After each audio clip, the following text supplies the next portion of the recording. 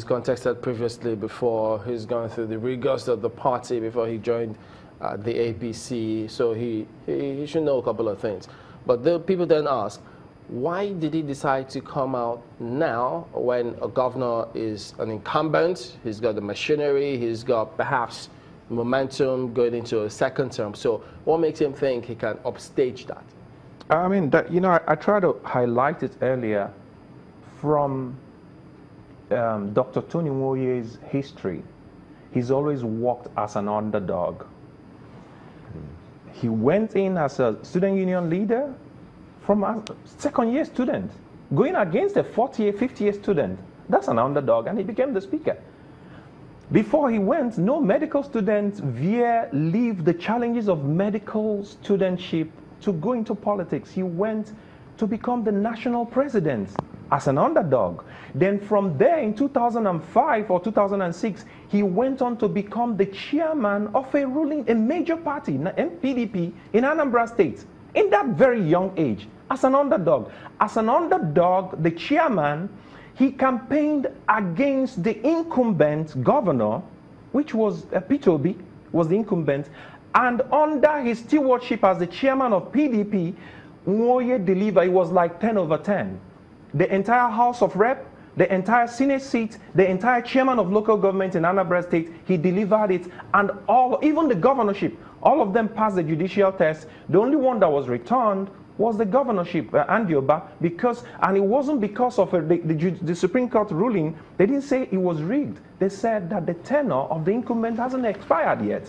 So if you know Tony Nwoye, he goes as an underdog. So when you see him positioned right now as an underdog, anybody in Anambra that knows Tony Nwoye's history and has followed his gravitas and his antecedents know, we have 2.2. It's kind of an over. We have 2.2 million eligible voters. Right. 40% of that are young people. What are the young people saying to you? I mean, like I said, it's a referendum. It's a referendum against Obiano, and it's a referendum for young people.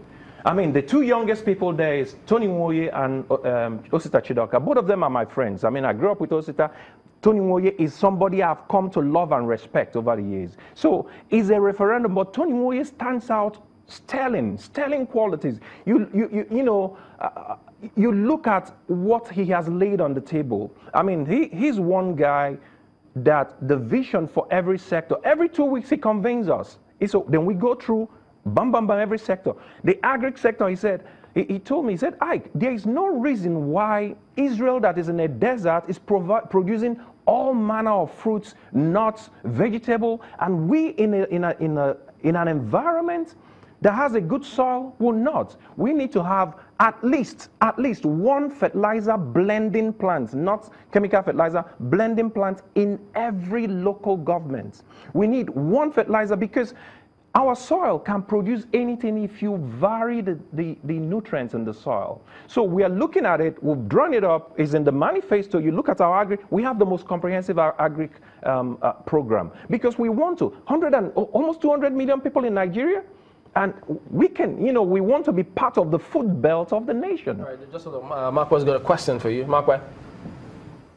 For a number of people, they believe that this is not really about a referendum on the performance of the current governor, as it is a referendum on whether or not the center will hold. They believe that because there are divisions between APGA and PDP, which were some members were essentially of the same political family, that your party is hoping to cash in on the division that has come up as a result of that. Is that right?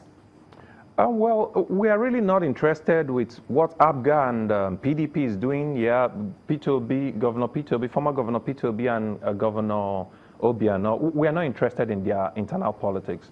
We're interested in what our candidate stands for. We're interested in the vision that he projects. We're interested in taking something like in our commerce. We're interested because every Anambra person, even if you're a doctor, lawyer, every Anambra person is an entrepreneur. And if you reduce it to whatever he does, he's a trader. So we're interested in taking that human capital and enhancing it. We're looking at our education and we want to split it into two. We are going to go to the base of it, the primary school education, primary level, and make sure that we start enhancing them and make sure that they are ready, that we get them to that level that they can compete at that level nationally and globally. We equally want to look at the vocational education. We want to refine this, our human capital, so that if you're from Anambra, once you go anywhere, you're equipped to succeed anywhere in the world. Well, so we are going to look at the skills, have the trades. This is also, as you explain, that, you know, the people of the Southeast can be emotional when it comes to politics. Am I getting through to you? Say that again. I was saying that this is also, as you explained, that the people of the state can get a bit emotional when it comes to politics. I think that we're trying to explain why your party, the APC, might not be accepted as a political party in the Southeast just yet.